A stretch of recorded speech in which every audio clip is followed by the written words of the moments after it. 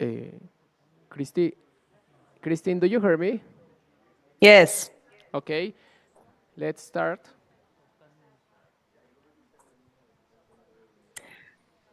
very good. Welcome, everyone. I hope you can hear me well.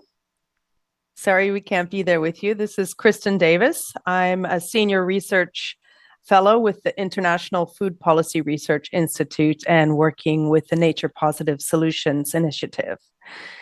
We call it Nature Plus, and Nature Plus is all about shifting agri-food systems to more resilient and more sustainable pathways. You're probably well aware of the challenges because you're here at COP16 in Cali to talk about the issues that we face in our agri-food systems today. And we're very concerned, of course, about the impact of the industrial agriculture systems that they were having on nature around the world and on human health as well. And the economics of the agricultural system, such as it is in the main, is mainly about incentives for cheap food and to increase production, not accounting for biodiversity and accounting for use of natural resources, hiding or not making visible the true costs of food, the social, the economic, and environmental costs, and the business climate really not always being favorable to investments from the private sector along the value chains. And as we got started with Nature Plus, of course, more and more crises came to bear with wars and food price increases and fertilizer increases and so forth. And there was an editorial in Nature journal that talked about there's two scenarios, right? One, we can intensify more and reduce countries' dependence on food imports, even if you're like cutting down forests so that we can grow more cereal and oil to be closer to home markets. Or the second part of the scenario was really that the crisis presents a chance to speed up toward more sustainable food systems. And that's the way that Nature Plus wants to move.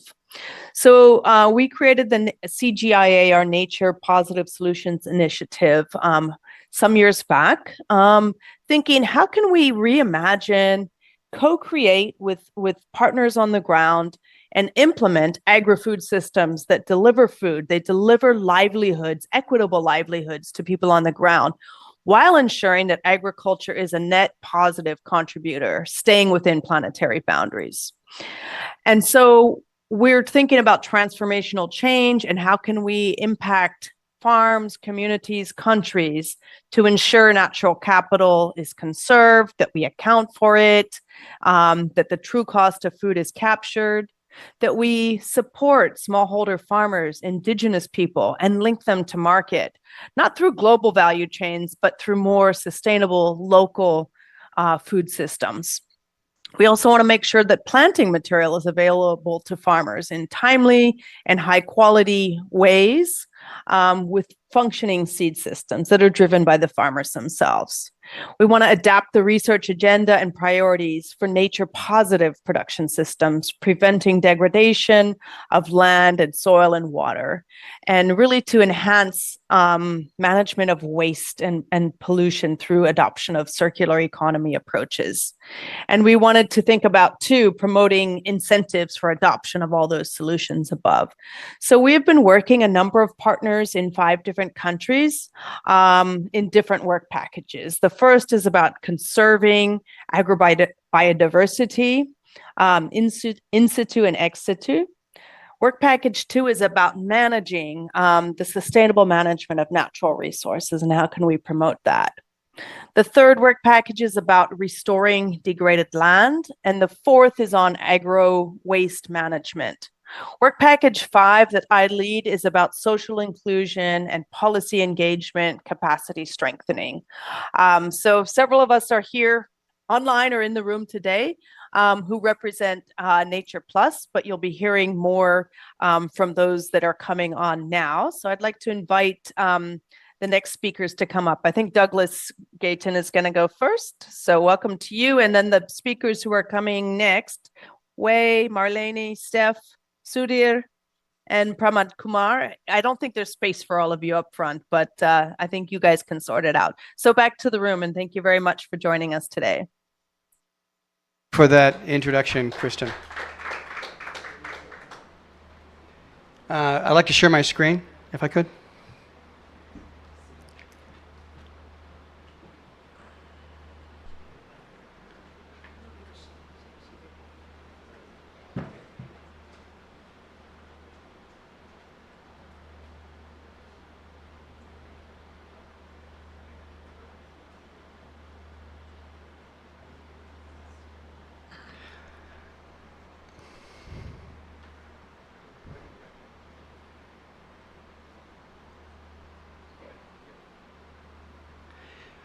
Our journey that led us to working with CGIAR began actually 5 years ago. 5 years ago, my NGO, the Lexicon, which is a US-based NGO based in California, joined with Google to understand how you could change the future, looking at food systems. We gathered 1,000 companies and NGOs working under NDA, and for 5 years worked across 20 different domain areas. It was an extraordinary journey that will be released as a book next year, and a number of other things that have come out of that work. A number of nonprofits have come out of it, and everything as diverse as food packaging to food as medicine to regenerative agriculture to alternative proteins. The one constant that was alarming with 1,000 companies in all those areas is that it turned out they don't care about certifications. Of course they have certifications. It allows them to get different shelf space in the store and appeals to consumers, of course. But what they're really desperate to figure out is how to explain impacts. How to explain what they're doing is going to change the world and communicate that to others. And after 4 years, a constant emerged in all of these different groups among all these different companies, which was 6 words. And I went back to Google and I said, you know, it's these 6 words. This is what people care about most. We stress tested it. We stress tested it with all these companies, asked them to explain their ESG reporting. Not one company could explain their ESG reporting that was outside of these 6 words. And so it was an amazing journey with these companies and these amazing collection of experts from around the world, building all kinds of tools, but coming up with this question, which is, where do we go when we leave the world of certifications and go on that next journey to rapidly accelerate how we're going to deploy ourselves and deliver catalytic capital to where it's needed most with the greatest trust? How are we going to do that? Well, it turned out it was just these 6 words. Just 6 words. So what do you do with it? That was our challenge. The largest player in global markets with cryptocurrencies, how money moves between banks at 3 o'clock in the morning. It's a cryptocurrency called XRP. And the company that created that is called Ripple. And Ripple said, we heard you doing all this stuff with Google. Can you organize a group of people to create Carbon Markets 2.0? And we said, we can't really, because carbon's just a fraction of a whole. And anybody that solves problems fractionally is just going to create unintended problems someplace else. But we have this thing that we don't quite know what to do with it, these 6 words. I wonder if you could apply that to a different way of looking at carbon. Because the reality is, we have created all the stuff on the left because of this period of extraction that we flourish in. And our response is all the stuff on the right, which if you think about it is pretty pathetic. But that is the global unified strategy to meet the world's greatest challenges. That's how poor the answer is. The problem is that everybody is trying to solve the problem on their own. Everybody has a system that doesn't connect to anything else. And what we realized, partially because of this 5-year journey with 1,000 companies, is you cannot tell people what to do. But what you can do is say, take any path you want, but can we agree on the destination? Can we agree where we want to end up? Because you can't tell me that biodiversity loss, every time it happens, is a forever event, is less important than climate change. You can't tell me that desertification is less important than biodiversity loss. They're all connected. Nature doesn't think in terms of benefits and co-benefits. But yet too often we're forced, because of this, the last century being the age of specialization, where we only know the one thing that we know and we cannot see the forest for the trees. Did I lose connectivity?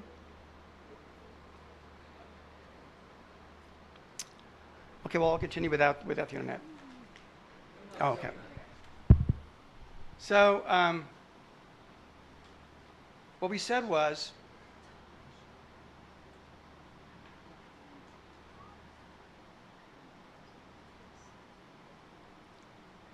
I think I'm not in Zoom right now. Okay, I will continue without Zoom. The tech sector had the same problem 20 years ago. Imagine what would have happened if you had a Samsung phone and your friend had a Google Pixel and your other friend had an iPhone, and you couldn't send a simple photograph to each other, a simple text to each other, right? You couldn't connect your smartphone. You couldn't, if you had an Apple phone, you couldn't rent a Hyundai car because that was Korean. It only connected to Samsung phones, right? But they created Bluetooth. Bluetooth is that digital handshake that allows any smartphone to talk to any smart device. So our modest proposal was, why can't we create a Bluetooth for the planet? Why can't we create a way to have a shared sense of purpose, a common destination that focuses on the impacts that matter most? Why can't we explain any of our activities in a way that anybody else can understand? The group that we... Okay. Okay. Okay, thanks. The group that we gathered basically said this: what if we created an ecological benefits framework that allowed any solution to look at any challenge in a common way? So what we did was we gathered a very large group of people, of which this gentleman here was in that group. Great to have you here, right? And I'm sure you thought when we started, what are we doing here? Like, how is this going to work? How are all these people that have all these different agendas going to come together? It worked because they all wanted the same thing. It was like stone soup. They all brought something to it. And what they wanted was, they were desperate to figure out a way to explain a common shared set of impacts. To do that, we had to create first a common language. So working with Adobe, we created a taxonomy of 3,000 terms that were peer-reviewed that explain what ecological benefits are when they work. It's an international language that's machine readable, very, very powerful to explain. That's not fortunate. To explain what success looks like. What we did was, we went to impact investors, pension funds, venture capitalists, sovereigns, anybody who's buying a carbon credit, and said, when you buy a carbon credit, what information do you need in order to make a purchase? Wrote all the questions down. Then we did something that nobody ever does. We chose 100 projects around the world and said, what is the question that you're never asked, that you're not rewarded for because nobody knows what you're doing? And we built a question set from that, a top-down, bottom-up question set. And we were able to build a question set that asked all of the questions that the buyer wanted information from and that the seller needed to explain the value that they created. And then we translated every answer into that 3,000 term library so you could visually represent what consensus looks like.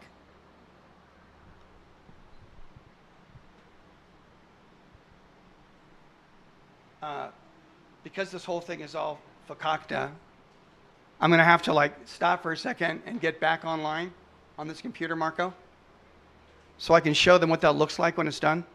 Or maybe Alberto, maybe I can stop sharing my screen, and maybe Alberto, you can share the screen. Sure thing. So my partner is in Italy, and he doesn't have the same connectivity problems that we have here. Yeah. So Alberto, if you could just show the EBF Commons website Yeah. and just show the project page, how the question sets work. So the journey we went on, we presented it at Climate Week last year, and a number of things quickly came out of that. Working with the World Food Program to explain the impacts of their work on the ground. Working with Asian Development Bank to explain what impacts are created by a $20 billion coastal restoration fund, how you can actually explain those impacts. And we also ground truthed it with about 20 projects on everything from mangrove restoration in Kenya to cook stove projects in Bangladesh to regenerative agriculture projects in Brazil. And I don't know, Marco, if you can get Alberto's on the screen here. And Alberto, if you can share the EBF Commons, the dashboard for maybe a mangrove restoration project. So by knowing what the buyers wanted to know, and by knowing what the projects wanted to explain about themselves, we were able to develop a system that could make a visual representation.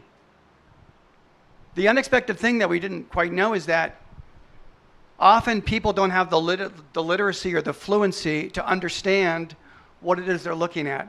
If you were to say, this mango project is a really great example of equity, you'd have to look at page 275 in a 300-page document to find it. How do you surface the most important information? Alberto, are you loading that? I'm already sharing my screen. You should be able to see the... Okay, Mark, are you sharing the screen? Okay. So if you could just go back out of that. So what we did here is, if you could just go to positive impacts. This is a dynamically generated, machine-readable digital fingerprint that's unique to a regenerative mango project in Kenya. And what it does is, it takes into account the thing that's always most elusive in these projects. It's how do you explain qualitative measurement and qualitative measurement, and how can they live together? So we created data integrity that takes you from self-reported on one side all the way across to something that's off of a blockchain over here. We then said, these are all the activities they're doing across these 6 domains, from air to water to biodiversity. And let's just click on equity, for example. Because the taxonomy has 3,000 terms, we're teaching you what equity means if you don't quite know it, the universal construct. But then we're also telling you what it means in the context of Macoca Pomoja. And then we're saying, do you want to know how many things they're doing that contribute to equity? The impacts they're contributing to. You click on that, and now you see all the things that are lit up that relate. So if you click like over here, yeah. So now it's explaining to you all the activities they have on the ground. It tells you what its data integrity is. It's explaining the universal concept, but also the context in the context of what they're doing on the ground. The first thing that Macoca Pomoja said when they saw this is they said, we never knew that we were an equity project. You've given us a completely different way to explain what we're doing. We only had one way to explain it. We were sequestering carbon. And now you've told us that we're doing these 5 other things that funders now can appreciate. And so what happened was, when Carlo Fada from the Alliance saw what we had developed, and then there's other things that explains MRV, et cetera, et cetera, et cetera.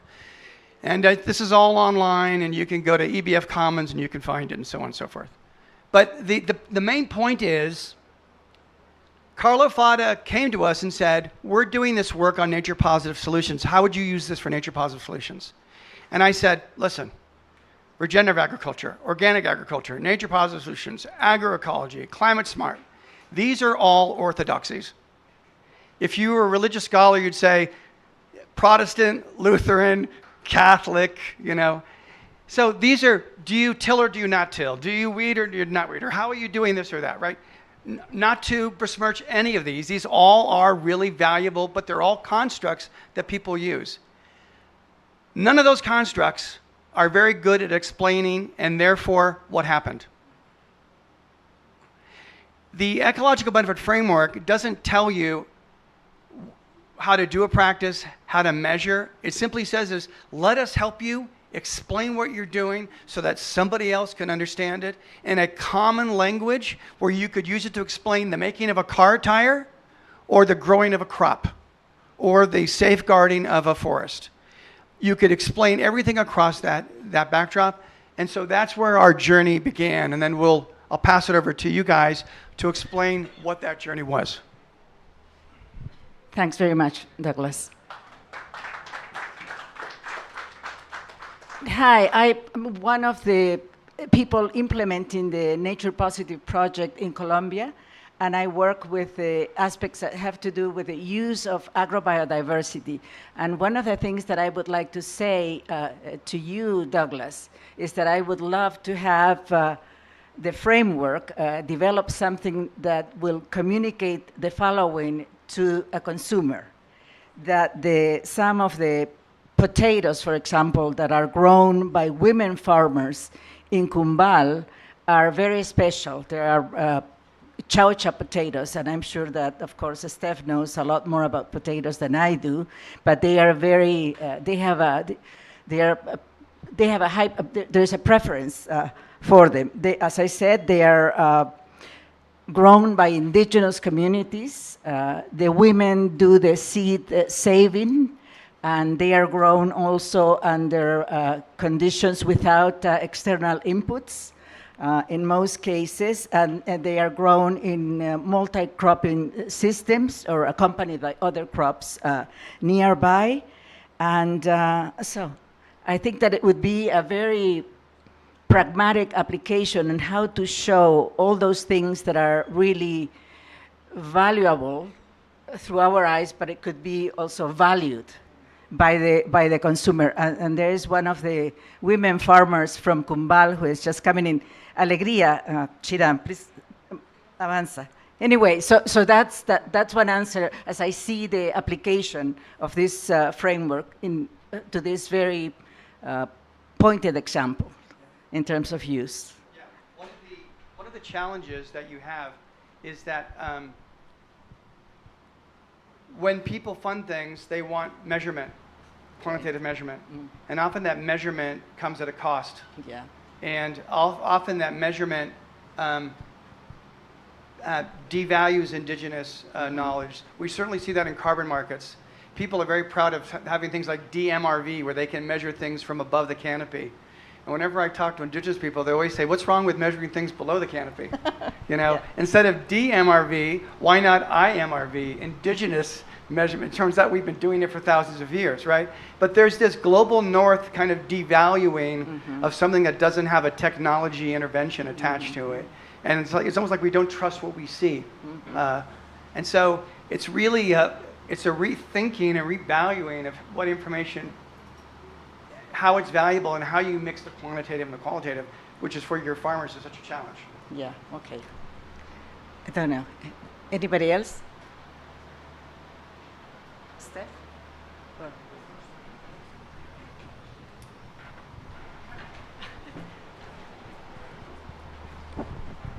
Thank you. Very happy to be here. I think the moderator invited me to talk about enabling environment. So transitioning from the kind of agriculture and food system that drive biodiversity loss, contributes to climate change, to those that mitigate nature loss, requires, it's context specific, and it's dependent on transformative change, so radical changes to the political and economic systems. So maybe I'll just start by saying a little bit about what we meant by enabling environment. So it is context specific. So for example, in the context of agriculture and food system, according to FAO, the definition of enabling environment is It is a set of policies, laws, and regulations that influence the efficiency, inclusiveness, and performance of the system. So it can impact our investment incentives, costs, and risks for agricultural markets. And if we zoom in into the agricultural innovation space, according to the USAID Feed the Future project, enabling environment is essential for agricultural innovations, and elements of enabling environment includes both formal and informal. The formal elements include, for example, public policies, government structures, regulatory framework, investment programs, and other formal aspects of the policy environment. On the informal side, social norms, cultural norms and economic norms and rules and practices, basically the institutions and rules and then that define how we play the game. That they all influence how innovation actors and networks and systems function. So just for curiosity, I also look at how enabling environment is defined in other fields. For example, in pediatrics, they emphasize enabling environment as a space to allow development and growth. In early child education area, they emphasize the importance of reduced risk and reduce harm. So I guess in a nutshell, enabling environment to me is an ecosystem of interacting and interlinked approaches, tools, and actions that help us overcome locking situations, avoid or minimize the risk and uncertainties, to support and incentivize behavior change, and to make changes possible, basically, and to take place at scale. So I would really like to emphasize the importance of a system thinking, system approach, because if we're only concerned about production at the farm level, then we don't think about what enabled them or support them at the market, in the society, in the policy arena. So it is really key important in a system approach to full system transformation. Okay, so we need that broad perspective and all functions and relationships in the system, which drive behaviors and investment decisions within the system. Enabling environment is part of an innovation system where the actors and institutions, they interact and influence each other, and then they produce a set of outcomes and impacts, which then come back and shape and reshape this system. So it's an iterative process, and because it's a critical importance of a system approach to full system transformation, we really have to start by delineating the system, defining the boundary, understanding who the key players and functions, interaction and relationships among them within the system. I also think to be able to understand how to enable, we have to start with a good diagnosis. And this diagnosis, we should understand how we got here. So why the current global food system contributes so much greenhouse gas, degrade ecosystem services, deplete natural resources, and drives biodiversity loss. So the kind of structural root cause of the problem, I think those should be part of the diagnosis.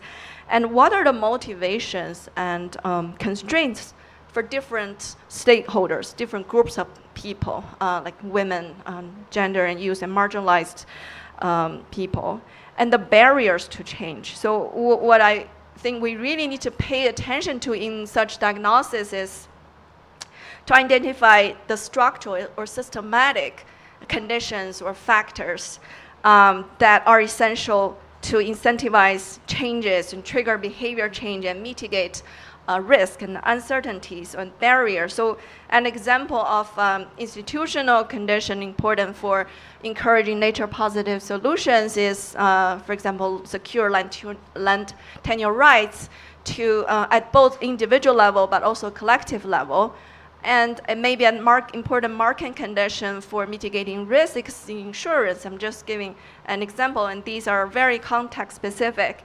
And in terms of barriers, women's mobility and access to credit to market, those are just examples of barriers that the enabling environment work can help tackle.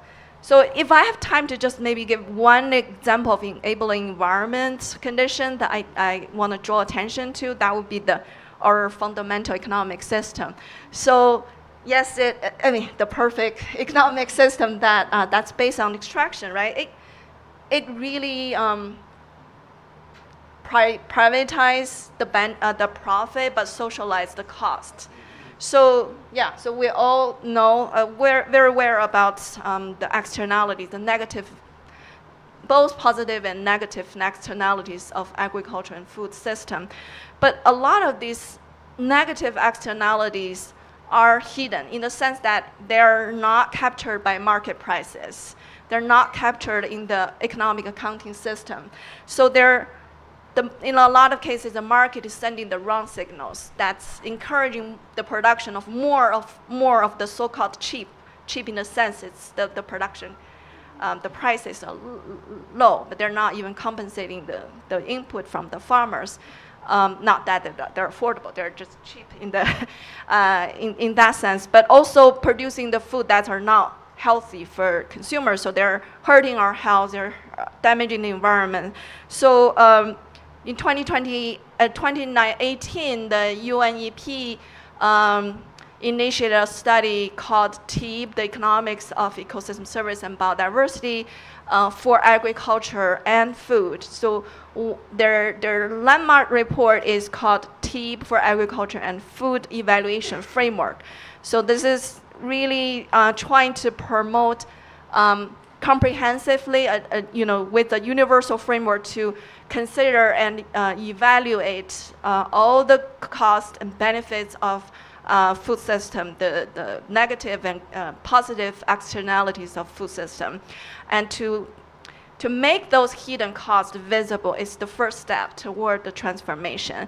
And grounded in this evaluation framework, the True Cost Accounting, TCA, which is an economic tool that's been considered quite promising to help us illuminate these costs. So to try to understand what it really costs to produce this food that on our dinner table, in terms of the social costs on labor, on rights of the indigenous people, and child labor and environmental pollution, carbon emission, so everything.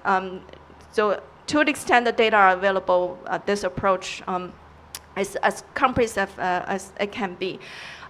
This is just one example of getting the economics right as an important example of enabling condition to make sure the markets are sending the right signals. Thank you so much.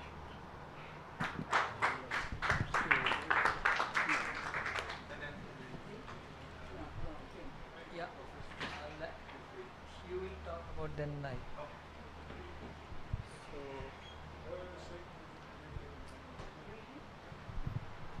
Hello, I am Sudhir Wagale and representing BIOP Development Research Foundation, one of the non-government organizations working in India. It is almost working in 15 states, covering around 4 million families in 100,000 villages. So regarding the nature-based solution, I am just talking on fruit-based activities we are implementing, and my colleague is talking about the crop-based and other things. So we have developed one model which is very efficient for the indigenous people to develop their degraded land into the productive land, where we try to incorporate fruit trees. Those are giving sustainable income over a period and fruit nutrition to the families. We have fruit trees, then around we have forestry and NTP trees around the border, and in between we are trying to cultivate some nutritional vegetables, crops that can be a short-term gestation income to the family. So our basis is the livelihood as well as conserving the environment. So that model help us the family for the nutrition, health, and in addition to that, income to the family over a sustainable period of say 30-40 years. And that model was replicated across India by the government of India, as well as the NABARD is the banking sector of the NABARD. And all these systems are developed through the participatory manner. So the community comes together, they develop the system, the fruit trees and forestry according to their local situation, agroeconomic situation, they manage, they plant. We just have a facilitator to take it forward. And once that established, the collective actions has been started. The people come together, they manage to have a collective actions. The excess food production goes to outside with some processing part, and that is also fetching some income to the non-landholders. So that is additional income to the landholders as well as those are not having land. So this overall this model has developed over a period, and it is fetching now attention to the carbon credits as well, because we are trying to have a livelihood models, but now it is because of this climate change actions, this model has been fetching very attention for the carbon credits, because almost our 0.4 hectare model has a potential to have 23 tons of carbon per hectare in a dry regions of India. So that model has been helping, and this is also one of the nature-based solution we are implementing. Thank you. My colleague is more talking about the agrobiodiversity. Thank you. Thank you very much. Thank you for this opportunity to share our experiences. So, the agrobiodiversity conservation is one of the vertical which we led with the community, and these are mainly the indigenous people who have rich biodiversity in their vicinity and also rich in the indigenous knowledge. What we developed this is on nature positive solutions. We have worked with the model which has been developed by the global partners and some native partners, national partners. And this nature positive solution, it talks about the agri-nutrition, then food security, then climate resilience. So all these along with sustainability and the climate resilience. So we have 4 work packages under this program, and one is to conserve, second is manage, restore and recycling. And in this whole model, the livestock is another integrated component, because whatever crop residues are there, which they are being consumed by the cattle, and then in turn we get the farmyard manure which goes to the soil, and that helps to grow the crops. So this is a very circularity system. The conservation part we do with the communities. So we have documented their knowledge, we have documented whatever resources they have, and we help facilitate the people for their capacity building, skill development, and to motivate these people to commercialize those activities. So this is the agrobiodiversity conservation program. It comes in this conservation, and this conservation, the biodiversity conservation, we work on 6 approaches. That is conserve, then cultivate, consume, commercialize and capacity building. So these are six approaches which we have developed, and these communities, we empower them for various activities. So that is for in situ conservation, ex situ conservation. So we have supported them how we can manage these resources, how can improve on that. Then secondly, after cultivation, we also promote to consume at household level, and that is also linked to the market, because we see that this nutritious food is not there in the the dishes of the communities who are reached in the urban areas. So we are connecting these people. So we organize the fair, we organize these communities to take part into the national, state level events, and thus we build the capacities. And secondly, after the cultivation, whatever produce is there, we facilitate them how to convert how to add the values to that, the grains, whether it is grain, whether it is vegetables and like that. And then we also provided the market access to these communities. In case of this management, we also work with the community for the management of the resources like water, soil, then vegetation and livestock. So in livestock also we have this cattle, then goat, poultry.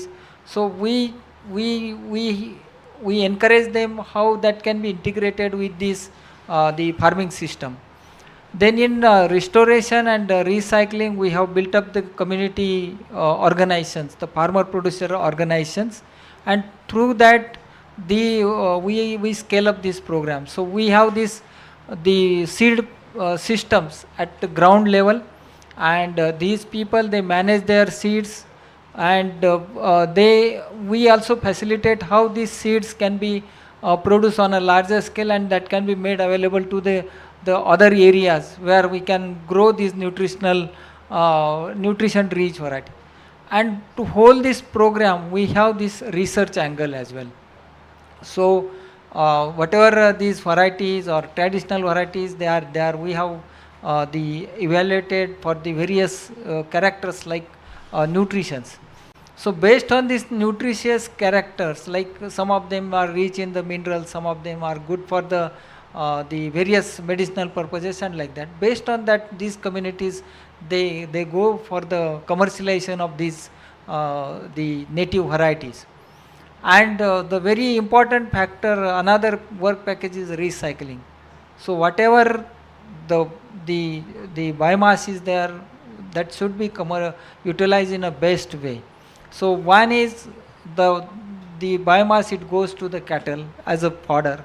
Second is the biomass which were earlier burning and making issues to the carbon dioxide emissions. So we have facilitate the communities how we can convert into a good biomass, compost. We can convert the biochar, which goes again to the soil to enrich the soil organic carbon. Then we also the farmyard manure, that fresh dung, we convert, utilize into a very sustainable model, integrated agriculture and energy sustainable model. So we use that fresh dung to make the gas, methane gas for the energy, and whatever left out that dung, this slurry, we can again convert into the good vermicompost and the fertilizer to the soil. So this is the circularity within the ecosystem. We are also trying to revive We're going to actually show a lot of things you're talking about because we have the pictures here. Yeah. So maybe we just show those in the pictures. Maybe you can comment when I show you the pictures. Yeah. Can you show? We're going to do it in a little bit after he's spoken. Okay. Yeah. Okay.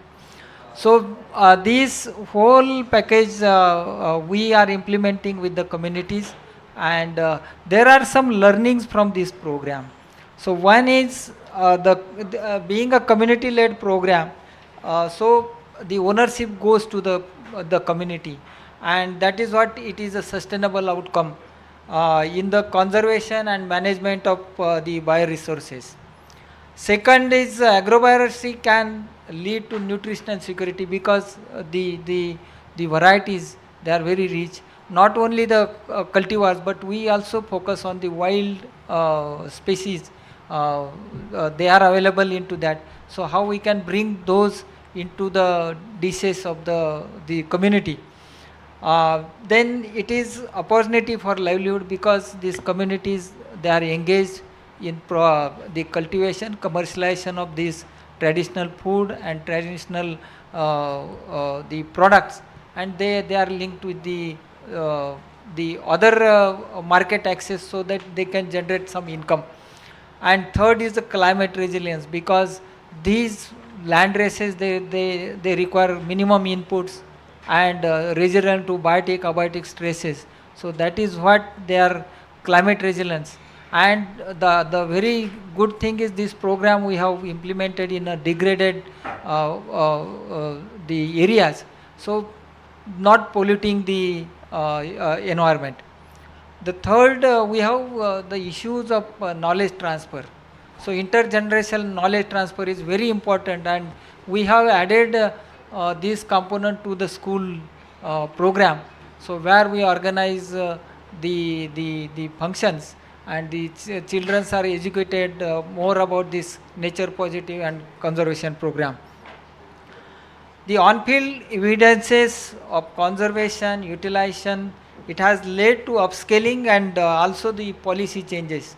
So our work, it has been taken by the government institution, and they have made the policy to bring this program at to scale up at state level as well. And since our presence is in 15 states, we can replicate this model into other areas as well. This whole success of this model depends upon the involvement of different stakeholders. So we have the communities at grassroots level, we have state level, the departments, and at global level we have the Biodiversity International and CGIAR Alliance, then ICARDA, then we have ICRISAT, so then IWMI is there. So these has help in bringing this model in a successful. And the last one, this conservation through sustainable use leads to the mass adoption. So that these are the insights from our program, and I think Great. Thank you so much for sharing. Yeah, thank you. Thank you. Thank you very much. Thank you. I'll try to be very short, but because I know you want to show the pictures, and I think when we talk about a common language, pictures tell more than 1,000 words, no? And that has been also the collaboration with between Nature Plus and the Lexicon. I think your pictures are so powerful to explain a complex message. So it is already clear from all the explanations that when we talk about an enabling environment, we all talk a slightly different language, but I think we all mean the same. No, and that is maybe the main challenge when we talk about common language. You can see it here, I think also here in the different events. You have in the same room people talking about hardcore carbon accounting, and other people talking about Pachamama and Mother Earth, and maybe they're talking about the same thing. No? So having a common language will be very important. The other thing that I think is important, talking about systems, the point that you make, like when we talk about agroecology, nature-based solutions, they are all system approaches, no?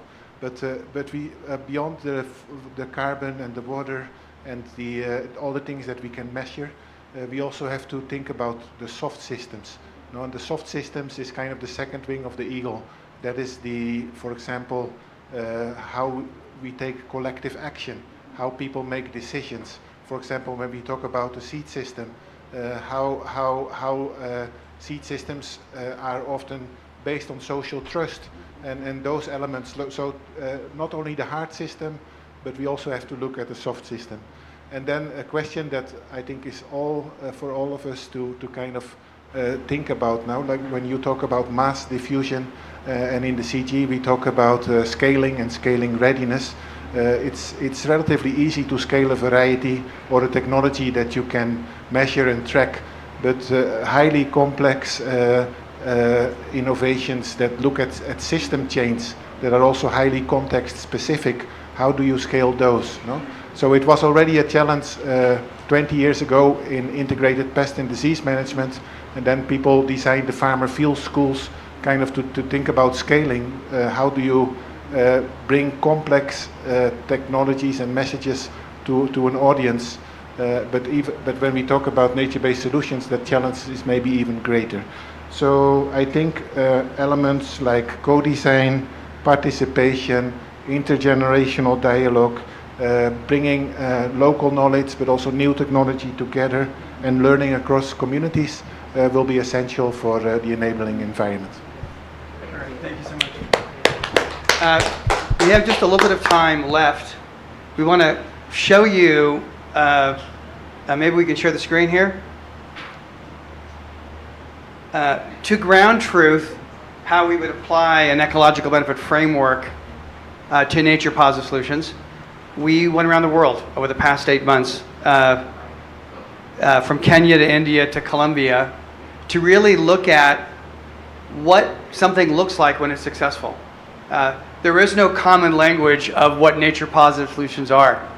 A lot of people have different definitions of it or what those actions are. What would happen if we could start to actually build a visual library that explains what these things are? When Alexander von Humboldt came to Colombia, after he came back to Europe, he would have been the ultimate dinner companion. He could have just told you stories about his journeys. But what he did was he spent 20 years documenting visually what he had seen, illustrating, drawing, making maps to translate, to explain to a general audience what nature looked like and the power of nature. And he literally was the first person who got the general public to understand why nature mattered. We need to document, we need to be able to visualize, we need to be able to share with people what these things that we're doing look like on the ground. Otherwise, they're never going to reach larger audiences. So, in Kenya, what that meant was putting together a model that could help to visualize what these impacts are on the ground. And I'm going to quickly see if I can show you that.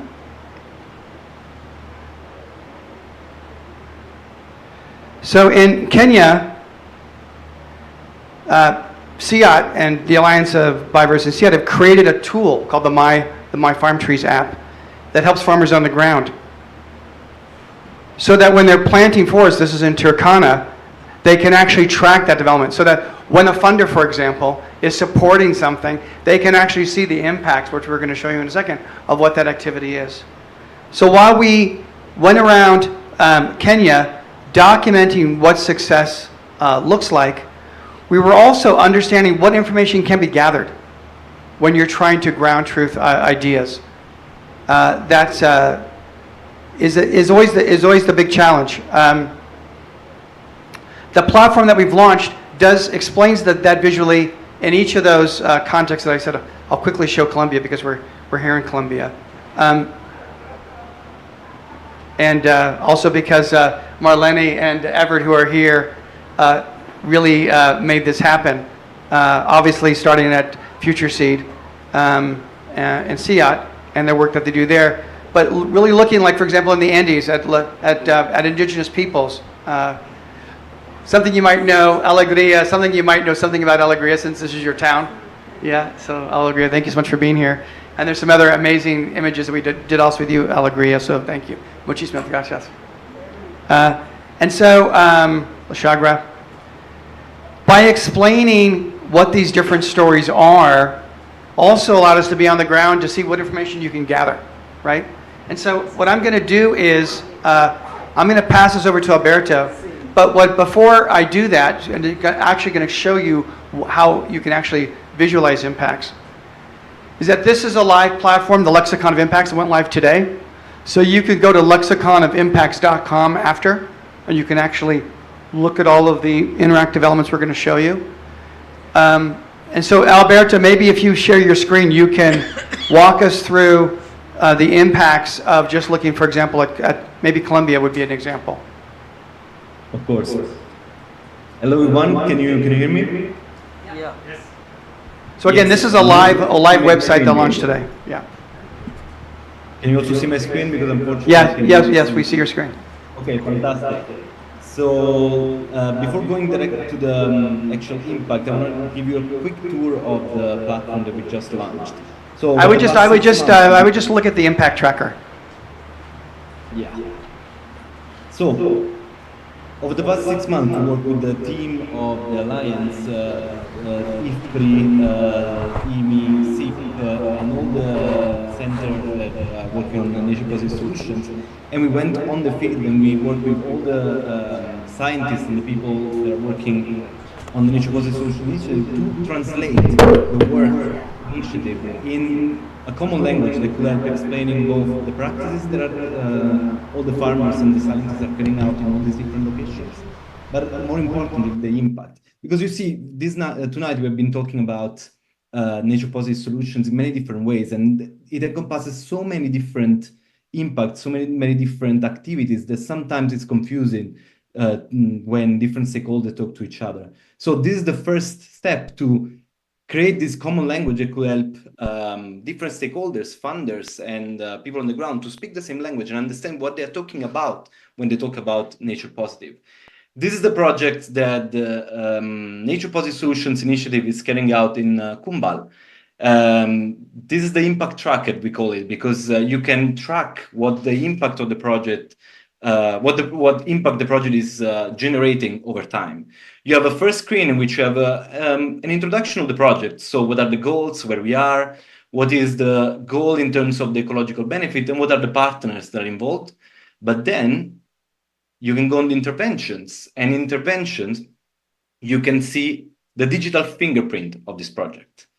A full interactive dashboard made of the Lexicon, this visual language that Douglas introduced before, that explains you what the project is doing on the ground and how these different activities the project is carrying out are impacting on different ecological benefits. So you can see each icon represents a different concept and a different practice that the initiative is carrying out there. For example, the promotion of traditional tubers, or the support to small entrepreneurship, or also the value addition, the promotion to value addition. And then if you want to see how these different activities are impacting on and contributing to different ecological benefit, you can click on this wheel. And let's say you're interested in seeing what's the impact on soil. Click on soil, and you can see, again, very similar to the example that Douglas showed before. What do we mean with impact on soil, and how the project in Cumbal, in Colombia, is impacting soil? And then if you scroll down, you can also see how all these different practices are feeding into the CG impact areas, the CGIAR impact areas. So gender equality, climate adaptation, poverty reduction, nutrition, and so on. Then the last part is the impact tracker. So this is where quantitative data and qualitative data meet each other, and you can actually track the path of continuous improvement of the project from the beginning to the point in which they are now. And this page is going to actually be updated with the ongoing of the project. And you can see on the top an impact tracker, a number, a counter that tells you basically how many activities, how many outcomes are being generated for each one of the ecological benefits. And if you click on one of them, let's say biodiversity, you can see where do all these numbers come from, and you can see how these different practices are also contributing to the impact area of the CG. And if you scroll down, you can learn more about these data sources and go and check what the initiative is doing in terms of education, in terms of crop diversity, and how each one of these contributes to the ecological benefits. The sum of all these benefits is reported here on top, and then it feeds the overall tracker on top here. So this is a common language that can help communicate and understand better how a project is generating impact, generating benefits, and can also bridge the gap between the project developer, the people that are working on the ground, and the people that have to decide to support these projects. The people that want to make an investment, want to make a donation, want to support remotely, want to support somehow this initiative, but they care about specific ecological benefits. Now, I want you all to go and visit this website after this meeting, because it's very complex and it has a lot of very different moving pieces. And I think that Douglas is going to show some of them. Douglas, I see that you may want to say something. Just if, Alberto, if you could go back to interventions for a second. Absolutely. So I think what Alberto explained is that we went to 3 different continents. We looked at 3 completely different ways of looking at how to gather information at different scales. But we're able to show that regardless of all of those different sources or inputs or geographies, you can express impacts using a common language. We're not telling Marlene how to gather information in Kumbal. What we're saying is, give us your information in Kumbal, and we can translate it into a format that is immediately apparent to somebody, so that a farmer like Alegria can understand all the benefits that she's contributing to that she might not have known. The problem with smallholder farmers in the Global South is they don't know what the funder wants. They don't know what activities the funders want to support, and there's a big knowledge gap between the people that are doing the work on the ground and the people of the catalytic capital. If we can create a system where people on the ground can better communicate their activities, that will unlock catalytic capital. If you can go back to the impact tracker for that project, if we can explain that there's not just biodiversity enhancement, but it's all 6 of these at the same time, because you cannot pull them apart. They're all connected.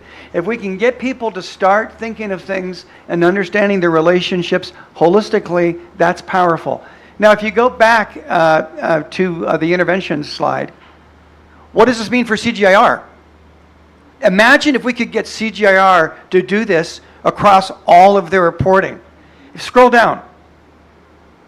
Suddenly, they have these 5 impact areas as their goals.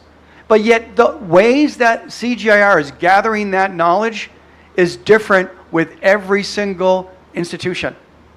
Imagine if they could gather data any way they want it. But imagine if they could take that data and it could be translated into a common framework. Then you can start saying, across 12 research centers, the CGs do X. And you could be able to create force multipliers. We are working in silos. The information that we're gathering lives in data ghettos. It lives on spreadsheets that don't communicate with other spreadsheets. We need to break out of that. We need to break out of this idea of that we have our way of doing things. We built our data gathering model, but it doesn't communicate to other models. We need to get out of the middle part, the middleware part, and into the outcome, into the impact part. Yeah. Yes, a question for you, Douglas. How is that we validate those scores for the world to accept them? We're doing a similar project with a large institution in India. Not you guys, but another institution in India. We're doing a project with a large multilateral development bank. We're doing a project with an organization that tracks organic agriculture. Each of them have different systems for information gathering. We don't do measurement. We're not a third-party verifier. What we are is, we're the ones that come after. We're the ones that say, now you gathered all that data, and you're probably wondering why nobody understands it. And so if you want to create the most impactful data, you might want to look at systems that can tease out the things that people care about most and represent them in a way. So we really are an expression layer for data that helps people to coalesce what they're doing in a way that could be more easily understood. Because if we don't have a common way of looking how we're attacking these challenges, then we're going to be continuing to work in silos. And that's the greatest challenge that we need to overcome. But I want to open it up for other questions. Yeah, thank you very much, Douglas. It's interesting. Actually, we have information here and there, but combining information into one data set and presenting like this is very important. Just I have one question. For the various indicators you mentioned here, for the impact areas, the contribution of a project, probably like this initiative, Nature Positive, to the impact area we are referring to, for example, carbon dioxide reduction or air quality improvement, might be trace or even insignificant from one project. So how we can visualize that and see the whole picture, and in that whole picture how we can quantify the contribution of a given project or an initiative? We've never made a public announcement about this. We've never done a press release. We've never talked about it publicly because we feel like we're just figuring this out now. And what we're trying to do is we spent the last 12 months ground truthing what a framework looks like with the largest multilateral development banks, with the largest NGOs, with the largest research centers in agriculture. Each of them have different data requirements, different needs, completely unrelated to each other. Could this model be elastic enough to serve those needs? And it's been a very amazing journey because the answer has been yes. But I think we're really far away from where we would want to be, you know? And so I always say that it's not that we're going to provide the answers that you said, but somebody has those answers, we're going to help them express those answers against the backdrop of additional data that they're not even thinking to explain, right? A water person is only going to think about water benefits when they're creating a whole host of other benefits at the same time. We have to, the 20th century was the century of specialization, which was amazing. We made so many technology breakthroughs, but we need to step back and we need to look at the system now. And we need to have holistic thinking. And we need to take that specialization and take a step back and say, all these areas of specialization contribute to something larger. And that's the problem. That has been the problem with the carbon credit. It sucked all of the energy about addressing the world's largest problems. There's a lot more things that are important, as equally important as carbon, as trafficking and carbon credits. We're starting to see that with biodiversity. But when people talk about biodiversity, I find that hilarious. They talk about carbon credits and then the co-benefits biodiversity. Nature doesn't think in terms of benefits and co-benefits. If you're going to talk about the benefits of something, it's all of them at the same time. And you can't divorce people from those equations either.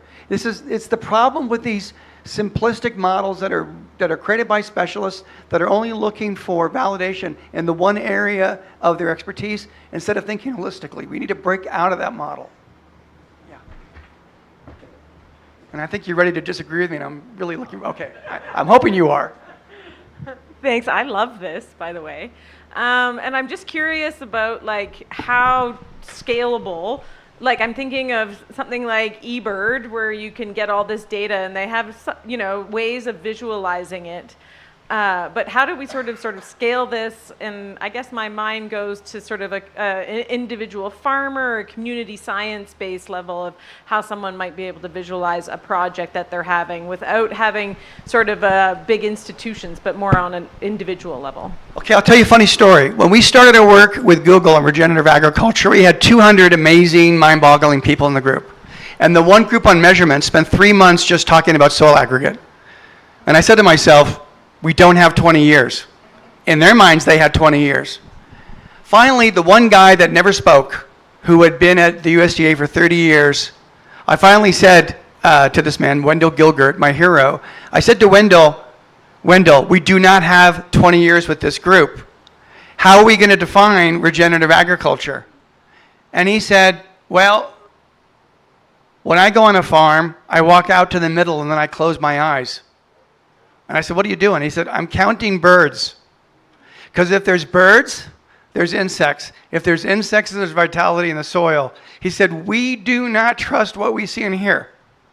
And I said, what do you call that? He said, that's qualitative measurement. So we too often don't think we can catalog things because we can't quantitatively measure it over time. We don't have that time anymore. We spent that time already. We have to start gathering information qualitatively, using that as a proxy until we can do that quantitative measurement. But we can't wait any longer because we don't have quantitative measurement for everything. We need to find a way. Listen, an Eskimo has 70 ways to explain ice because their culture is a spoken language. They don't have these measurement tools. For an Eskimo, an adjective is a form of measurement. We need to look at indigenous cultures, indigenous knowledge, a different way of looking at how we assess and gather information. And I think that is the bottom-up model that we see that can come out of the next phase of EBF, and certainly working with CGIAR.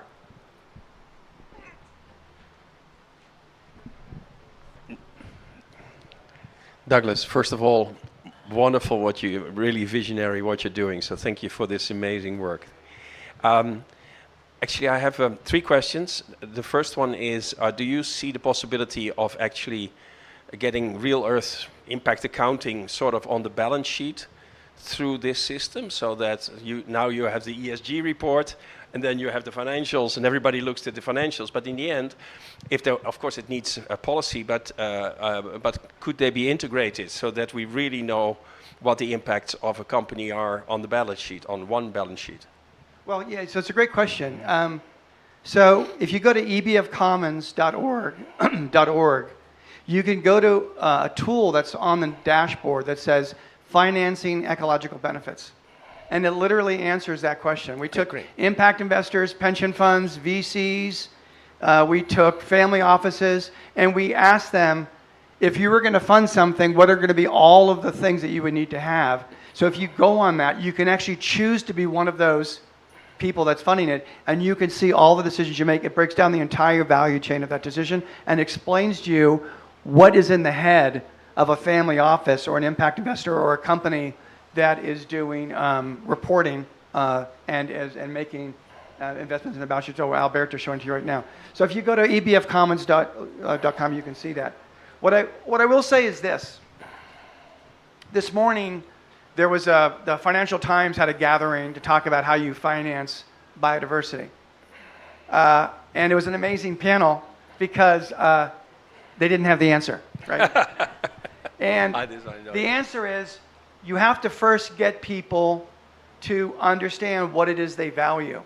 So for us, we've just been wrestling the bear for the past 2 years, trying to say to people, it's 6 things. And you have to at least start there with them. And then once you start there, then you can start to factor, according to their own financial ecosystem, how they define those 6 things, right? And how we can make that translation for them. But anyways, if you go and look at that tool later, you can we spent 6 months trying to figure out how you would answer that question. All right. And so that whatever you're creating is compelling, because the whole goal of EBF, I believe, is how do you unlock catalytic capital so that money flows with trust in the places where it's needed most, because those people understood how to express the value and the benefits that came from their actions. And right now we lack that connectivity of projects on the ground being able to explain what they're doing in a way that translates into a way that catalytic capital understands. There's a big disconnect between the two. They don't understand each other. And that's why in the global north we resort to these above the canopy digital satellite measuring tools, because they're fast and they're quick and they give us an answer right away. But when somebody says to you, I'm measuring using above the canopy technology, you need to think about what that means, right? What does that mean? You have to have above the canopy, but also below the canopy knowledge. You have to have that knowledge that's on the ground by the people that are being impacted most.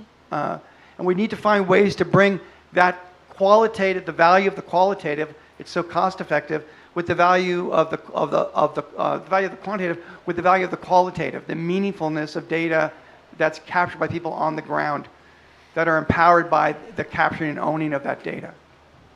And Ted, I'm sure you might have a different opinion on that. No, I actually agree with all of that. I actually wanted to share something I heard. I just say, Ted, from the very beginning, has been on the EBF team. And I'm a huge cheerleader and fan of EBF. So, something I heard a speaker, I think it was yesterday, the day before, I don't know, but it made me realize, he was saying we tend to either undermeasure, in which case whatever we do is meaningless, or we overmeasure, like it has to be perfectly scientifically correct, and then we can't act because it's too complicated. And he's like, we need to hit that sweet spot right in the middle where it's expressive enough and not oversimplified, but not so complicated that no one but a scientist can understand it. And I sat there and said, well, that's EBF. So, yeah.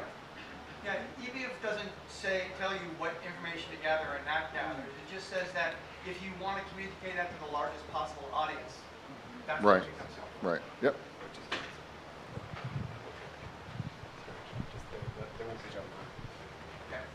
So if there's not any additional questions? I still had two, actually, Yeah. if I may. Sure. The impacts change over time. So if you want to invest, you do modeling, let's say 20 years out. Is that possible? I mean, do you see the numbers changing with the modeling? Alberto, could you pull up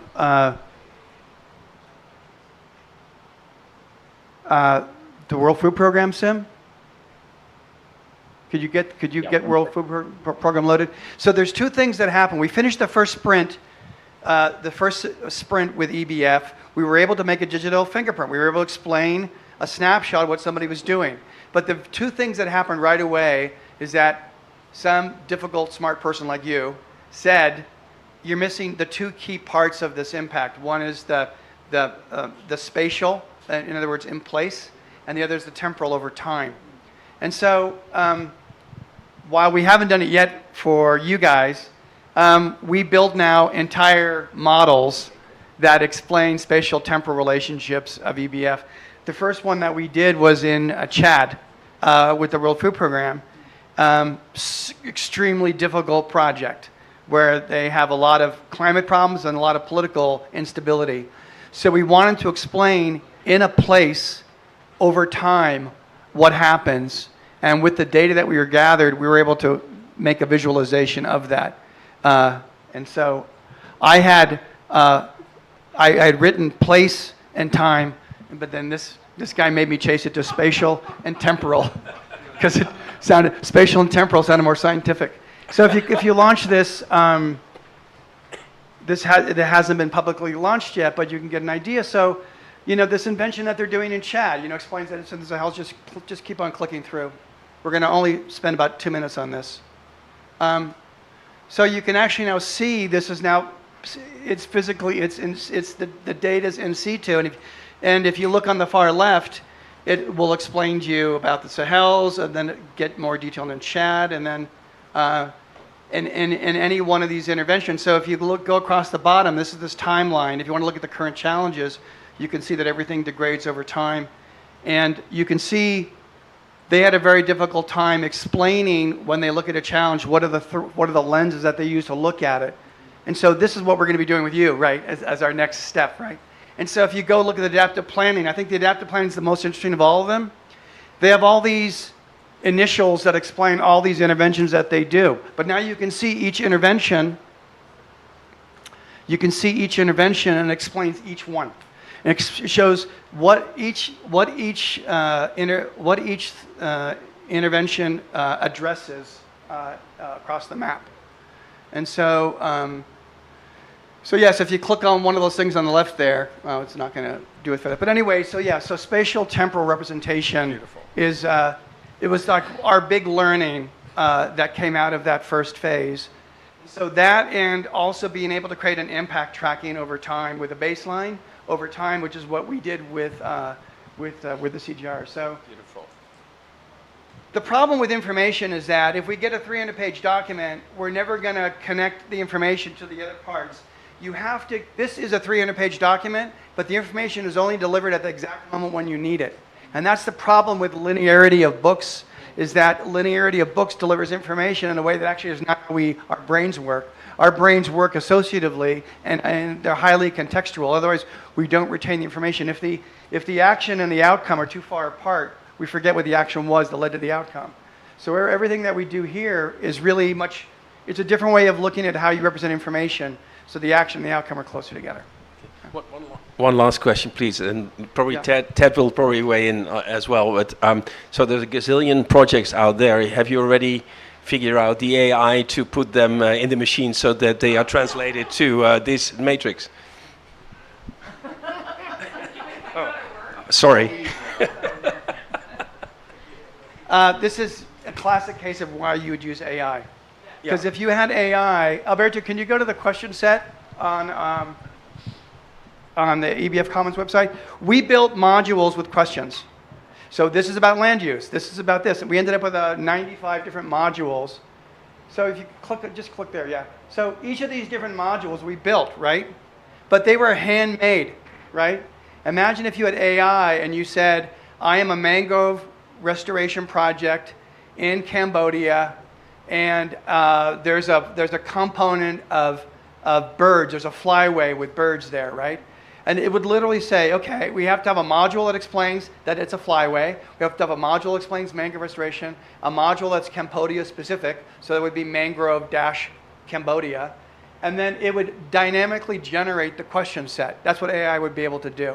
You would be able to dynamically generate question sets, and then it would be able to rapidly build out your model. It would need minimal intervention. So how this scales is in two ways. I was going to get to that and I forgot. The one is bottom up, give people the tools to tell their own stories because they don't know what the buyer wants. So bottom up, and the other one is, second part is AI.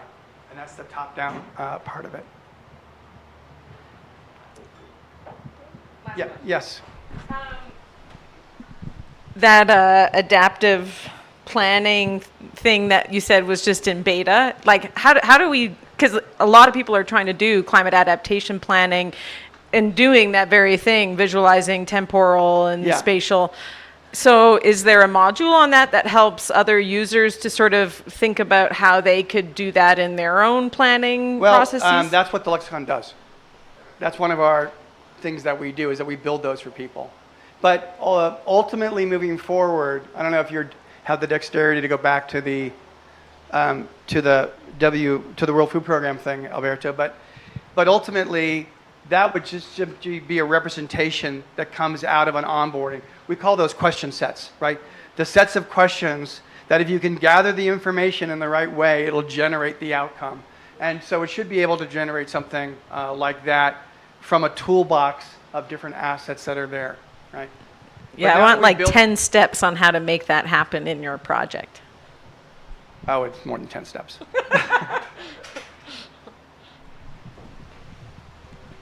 Hi, Douglas. Hey. Sorry I'm late. So, Douglas, there's a thing, Cambridge University has got something called conservation evidence. And I was thinking it might be useful for you to team up with them, because one of the things that I think we see quite clearly for conservation activities is that people do the same things wrong over and over again. And one of the ideas with that was that they can synthesize the information and then come up with, like, they do meta-analysis for everything on Spartina control in Asia, which then looks at it and says, these are the ones that are most effective in this situation. So I was thinking that, for your, activities, the activities that you're proposing in here, it might be good to maybe link up with them or others working in that field, so that the scientific basis for what you're doing as a potential project could fit in nicely. Thanks. And let's talk about that after. I would love to talk about it with you. This is Carlo Fata, who made this, who brought us all together. So Carlo, thank you so much. I know you were over on the CIAR campus, and you probably, looks like you flew here. Yes. So I still have my bed after I passed the security check. I didn't have time to put it back. Well, I will say that Marlene talked a lot of smack about you. And I tried to defend you, then I gave up. Then he also talked a lot of smack about you too. Yeah, so. I think it was recorded, no? Here you go. But thank you. Yeah, so we explained the project, but we'd love to get your insights of how far we've come and where you hope it'll go. Yeah, well, first of all, thank you. And second of all, or maybe first of all, apologies. But it was unplanned meeting at the campus with my director general, and it was necessary for me to be there. And I was really sorry, and because I really love this project. I really think that it yields a lot of potential. So when we start working on the nature positive, we really wanted to work into something that was transformational, and that something that really has all the ingredients to transform production system and food systems in ways that they become more sustainable without undermining productivity, but that they really can have net zero impact on the environment. And of course, it was new. It was new for the CGIAR. It was new for me. It was new for the colleagues from CIP, from IFPRI, from EMI, from CIMIT, who are part of this initiative. And then we start working on this idea that you need to have a certain number of pillars that makes it work. So we start thinking about the pillars, and then it was conservation, management, recycling, restoration, and then the engagement part, the capacity development. And as we moved, we realized that somehow it was working. The communities were with us. We had the farmers on board. A lot of the actors in national countries were also with us. They were happy. They were interested in the approach. And so we started implementing. And then we decided that this is great. How are we communicating it? And how do we make sense in ways that it also makes sense for others? And others are not necessarily people who knows about all of this, but others could be investors. It could be people who have a general interest on the environment, but they're not really technical. And I knew Douglas and the Lexicon for quite some time before. So we start talking, first of all, about using an alternative way of communication. I think you show the pop-up show. And really, so communicating with images, but without losing the technical rigors in explaining what we were doing, but still making sure that you can see the people, because many times you present data, you present good graphs, you present good things, maybe you put a picture here or there, but the people are generally absent, and the people are the center and the core of the Nature Positive initiative. So the idea is, let's make this artwork and let's work on it. And then when we were talking about it, Douglas came back with this idea of the ecological benefit framework, and I found, and then when they explained to me, well, initially I didn't really believe on it. It was like, what is this guy telling me? He's going to give me lesson on how to report things. This is science. I'm the scientist. I'm going. But then, you know, Douglas can be quite, convincing, and he can speak. He comes back with the idea. Then he sends his my fellow Italian. Then he thinks that maybe the Italian mafia can do the trick, and. And so at the end of the day, I was convinced, well, yes, but that's a good thing, because it's really a nice way to explain with the 6 areas of air, water, biodiversity, equity, carbon, and soil. It's a nice way. It captures very well what Nature Positive tries to do, and it's structured in such a way that, as they used to say, even my grandmother can understand it. So then the next step was, okay, now what are we going to do? We want to see how the data that we collected, how the activities would fit in this framework. And so in the past maybe 6 months, we start working on bringing together what they documented with those beautiful artwork into something that can also be used to communicate to donors, policymakers, about the impact that we can have. And the other very interesting part was the fact that we could that it's traceable. So we cannot say lie, because there will be a way to make sure that what we tell, what we present here, is actually documented and verified information. No? So that was the standard, the third-party verification. There are many ways of doing it, but and then eventually on blockchain. But somehow, whoever is interested in knowing how the Nature Positive is having impact on these 6 areas is sure to trust that the information in the ecological benefit framework is actually reliable and it was collected in a proper manner. So then here we are. We have a nice website, as you see. We can continue telling the story about the different locations and the different environments. We want to probably broaden up even more to more countries. In my view, it was a very successful experiment. For those of you who happen or have a chance to visit the campus, the physical exhibit is in there, so, and it's very beautiful. And next step. So next step will be to further, I mean, as you can see now in the framework, it's all raw data, so it's all information that we provided. So we definitely need to go better in validating the information, talk to the farmers, etc. So definitely this part needs to be further refined. But then we want to expand to other countries. The CGIAR is now developing larger science program, so the new one will probably be more than 5 countries, at least 15, but maybe 30, depending on the money that we receive. So at least start prioritizing another set of countries where we can continue developing and working on the method. And so that is for the technical part.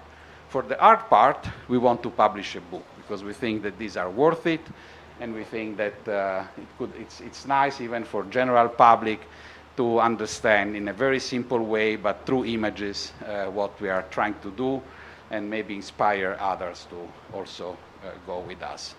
For that, we are looking for funds, so if anybody can help. And that's it. I don't know, Douglas, you want? Yeah? I think we're good. Okay. Thank you. And sorry again for not being able to attend the whole meeting. Now I can put my belt back.